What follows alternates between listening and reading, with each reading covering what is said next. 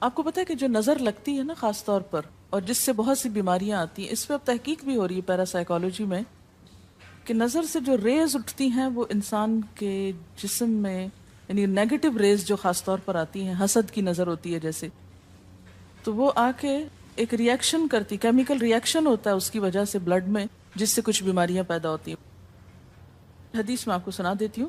حضرت ام سلمہ سے روایت ہے کہ آپ صلی اللہ علیہ وسلم نے ایک لڑکی کے چہرے پر کالے پیلے رنگ کا نشان دیکھا تو آپ نے فرمایا اسے نظر بد لگ گئی ہے، اس پر دم کرو۔ حضرت جابر کہتے ہیں کہ آپ صلی اللہ علیہ وسلم نے آل حزم کو سانپ کے ڈسنے کی وجہ سے دم کرنے کی رخصت دی، اور آپ نے اسما بنت امیس سے پوچھا کیا وجہ ہے کہ میرے بھتیجے کمزور ہیں، کیا فقر و فاقہ کا شکار ہیں، یعنی کھانے پینے کے باوجود یہ کیوں کمزور ہیں، کیا ان کو کچھ کھانے کو نہیں ملتا؟ انہوں نے کہا نہیں، بلکہ انہیں نظر بد بہت جلد لگ جاتی ہے، تو آپ نے فرمایا ان پر دم کیا کرو۔ یعنی جس بیماری کی سمجھ میں نہ آئے کہ کھائے پیے بھی انسان جوان بھی ہو لیکن اس کو صحت ہو ہی نہ، کوئی ظاہری سبب معلوم ہی نہ ہو، تو ایسے شخص پر دم کرنا چاہیے۔ حضرت عائشہ صدیقہ کہتی ہیں کہ رسول اللہ صلی اللہ علیہ وسلم نظر بد کی وجہ سے دم کرنے کا حکم دیتے تھے۔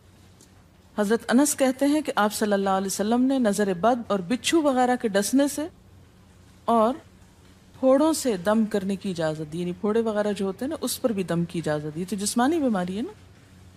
اور نظر کے بارے میں تو یہ بھی کہا گیا ہے، حدیث میں آتا ہے کہ نظر بد کا لگنا حق ہے، انسان کو اونچے پہاڑ سے گرا سکتی، کیونکہ ہوتا کیا ہے کہ جب ایک خاص اینگل سے دیکھا جاتا ہے تو دوسرے انسان کے جسم میں جیسے لرزہ سا آ جاتا ہے نا، اور انسان ہل جاتا ہے۔ اس کی دلیل قرآن میں بھی ہے، ایک سورت کے آخر میں آتا ہے وَإِن يَكَادُ الَّذِينَ كَفَرُوا لَيُزْلِقُونَكَ بِأَبْصَارِهِمْ لَمَّا سَمِعُوا الذِّكْرَ، کہ قریب ہے کہ کچھ کافر آپ کو اپنی نگاہوں سے کیا کر دیں، پھسلا دیں جب یہ قرآن سنتے ہیں، یعنی وہ سننے نہیں آتے تھے، صرف آپ کو گھورتے رہتے تھے۔ اور کس لیے گھورتے رہتے تھے؟ تاکہ آپ بول نہ سکیں، آپ لرز جائیں، ڈگمگا جائیں، اپنا کام چھوڑ دیں، بری نیت سے آتے تھے۔ وَيَقُولُونَ إِنَّهُ لَمَجْنُونَ، کہتے ہیں کہ یہ تو مجنون ہو گیا۔ آپ صلی اللہ علیہ وسلم نے فرمایا نظر بد حق ہے، اگر تقدیر سے کوئی چیز سبقت لے جا سکتی ہوتی تو وہ نظر بد ہے۔ پتہ کیسے چلے؟ چل جاتا ہے، پتہ کیوں نہیں چلتا؟ مثلاً آپ کو بچہ ہنس رہا تھا، کھیل رہا تھا، دودھ پی رہا تھا، کہ اچانک کوئی شخص آیا اور جب وہ اٹھا تو بچے نے شور کرنا شروع کر دیا، اور پتہ چل جاتا ہے۔ بعض اوقات گھر ہی کے لوگوں کی لگ جاتی، بعض اوقات محبت سے بھی لگ جاتی، کہ بچہ کھیل رہا تھا، آپ دیکھتے کہ وہ گر پڑا، اچانک رونا دھونا شروع ہو گیا، سر پٹ گیا۔ حدیث میں آتا ہے نظر بد انسان کو موت تک اور اونٹ کو ہانڈی تک پہنچا دیتی ہے۔ اونٹ کو ہانڈی تک پہنچانے کا مطلب کیا ہے؟ ذبح کرنا پڑ جاتا ہے، تڑپنے لگتا ہے۔ آپ صلی اللہ علیہ وسلم نے فرمایا اللہ کی قضاء اور تقدیر کے بعد سب سے زیادہ نظر بد کی وجہ سے میری امت میں اموات ہوں گی۔ آپ صلی اللہ علیہ وسلم نے فرمایا نظر بد سے اللہ کی پناہ طلب کیا کرو، کیونکہ نظر بد کا لگنا حق ہے۔ اسما بنت امیس نے آپ سے گزارش کی کہ بنو جعفر کو نظر بد لگ جاتی ہے تو کیا وہ ان پہ دم کر سکتی ہیں؟ آپ نے فرمایا ہاں، یعنی ایک عورت بھی دم کر سکتی ہے، اور اگر تقدیر سے کوئی چیز سبقت لے جانے والی ہوتی تو وہ نظر بد ہے۔ آپ نے فرمایا بے شک نظر بد انسان پر اثر انداز ہوتی ہے، حتیٰ کہ اگر وہ ایک اونچی جگہ پر ہو تو نظر کی وجہ سے گر بھی سکتا ہے، یعنی فزیکلی بھی اثر انداز ہوتی۔ اور آپ دیکھیں کہ وہ قرآن پاک میں نہیں آتا وَمِن شَرِّ حَاسِدٍ إِذَا حَسَدَ، اور حاسد کی شر سے جب وہ حسد کرے، تو نظر بد ہوتی کس کی ہے؟ حاسد کی ہوتی۔ بری نظر کس کی ہوتی ہے؟ حاسد کی۔ تو جو صبح شام 3 دفعہ یہ پڑھتے رہیں ان کو حاسد کچھ نہیں کر سکتے، ان کا کچھ نہیں بگاڑ سکتے، جتنا چاہیں گھورتے رہیں۔ اسی طرح ابن کثیر نے کہا کہ نظر بد کا اللہ کے حکم سے لگنا اور اثر انداز ہونا حق ہے۔ تو جب اللہ کی پناہ لیتے ہیں نا قل اعوذ برب الفلق قل اعوذ برب الناس، تو آپ نے اللہ کے پناہ لے لی، شیلٹر میں آ گئے آپ۔ اب ہر چیز بیکار ہو رہی ہے، سب نظریں وظریں، اور اگر لگتی بھی ہے انسان کو تو کس سے؟ اللہ کے اذن سے لگتی۔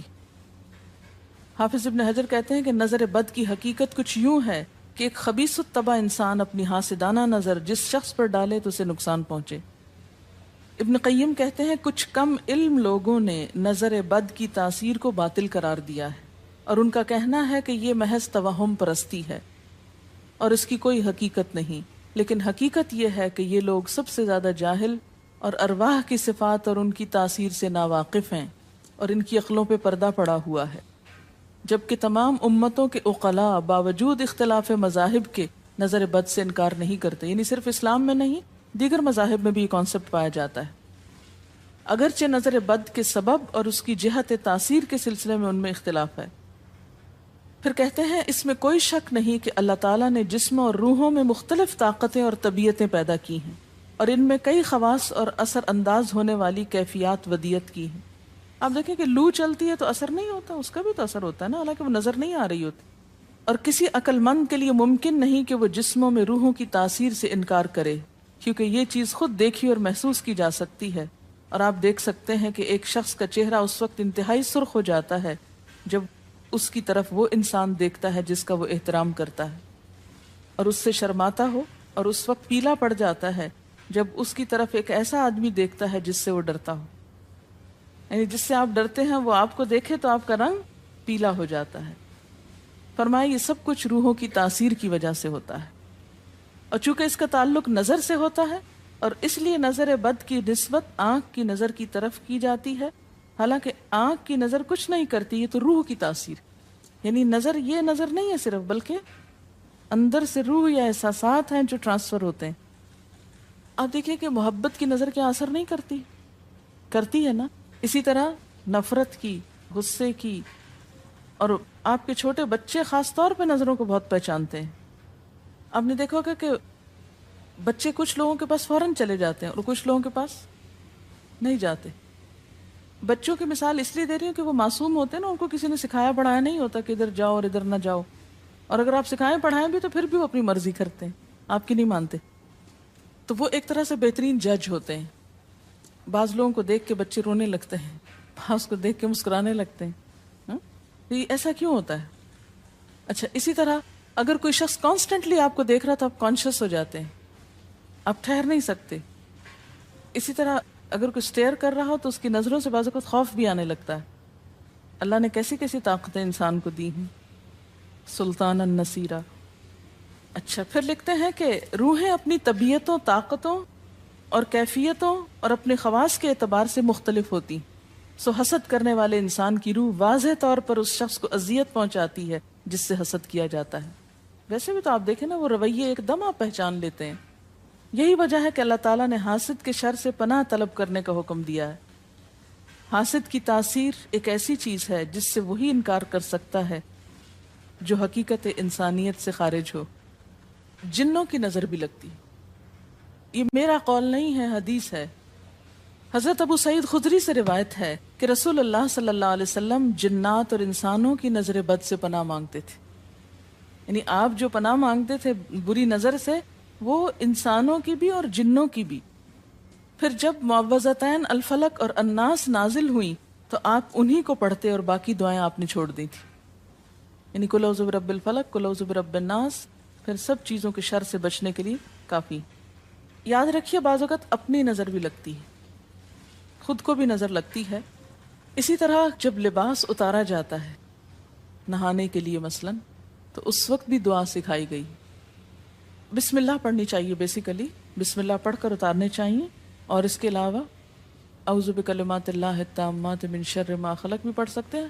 آپ کو معلوم ہے کہ ٹوائلٹ میں جانے سے پہلے بھی دعا سکھائی گئی، کیونکہ جنات کے ٹھکانے گندی جگہوں پر ہوتے ہیں. اللہم انی اعوذ بک من الخبث والخبائث، خبیث جنوں اور خبیث جننیوں خبائث سے تیری پناہ میں آتا ہوں. یہ دعا کیوں سکھائی گئی؟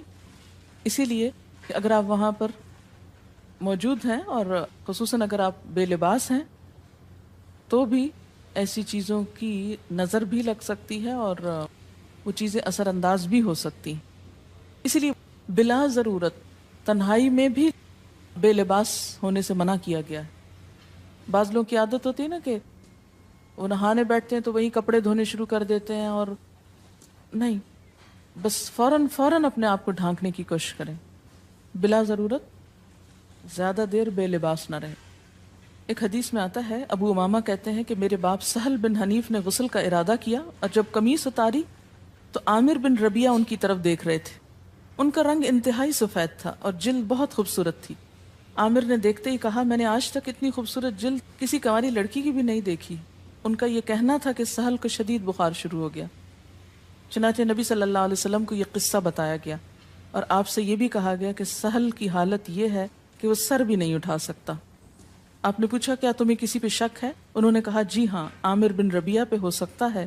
آپ نے انہیں بلوایا اور ناراضگی کا اظہار کرتے ہوئے فرمایا، تم میں سے کوئی ایک کیوں اپنے بھائی کو قتل کرتا ہے؟ کیا تم بارک اللہ نہیں کہہ سکتے تھے؟ اس لیے اب غسل کرو، اور اس غسل کا پانی کس پہ ڈالا جائے؟ جس کو نظر لگی. عامر نے اپنا چہرہ، ہاتھ، کوہنیاں، ٹخنے، پاؤں اور اپنی چادر کے اندرونی حصے دھوئے. پھر اسی پانی کو آپ نے سہل کے اوپر پیچھے سے بہا دی، یہ نہیں کہ اس کے منہ پہ ڈالنا، پیچھے سے بہا دیا اور سہل فوراً ٹھیک ہو گئے. اس کا طریقہ بتایا گیا اس غسل کا. ابن شہاب زہری کا کہنا ہے کہ ہمارے زمانے کے علماء نے غسل کی یہ کیفیت بیان کی ہے، جس آدمی کی نظر لگی ہو اس کے سامنے ایک برتن رکھ دیا جائے جس میں وہ سب سے پہلے کلی کرے اور پانی اسی برتن میں گرائے، پھر اپنا چہرہ دھوئے، پھر اسی پانی کے ذریعے اپنے ہتھیلیاں، دائیں ہاتھ اور ہتھیلی پہ پانی بہائے، پھر بائیں پر اور پھر دائیں کوہنی پر، پھر بائیں کوہنی پر، پھر بائیں ہاتھ سے اپنا دایاں پاؤں دھوئے، پھر دائیں ہاتھ سے بایاں پاؤں دھوئے، اور پھر اسی طرح گھٹنوں پہ پانی بہائے. اور پھر یاد رہے کہ سارا پانی برتن کے اندر جائے، اور اس کے بعد جس شخص کو نظر لگی ہو اس کے سر کی پچھلی جانب سے وہ پانی ایک ہی بار بہا دیا جائے. حضرت عائشہ کہتی ہیں کہ جس شخص کو بری نظر لگتی اس کو اسی طرح غسل کروایا جاتا. اب بعض اوقات یہ نہیں پتہ چلتا کس کی لگی. ایسی صورت میں پھر طریقہ کیا ہے علاج کا؟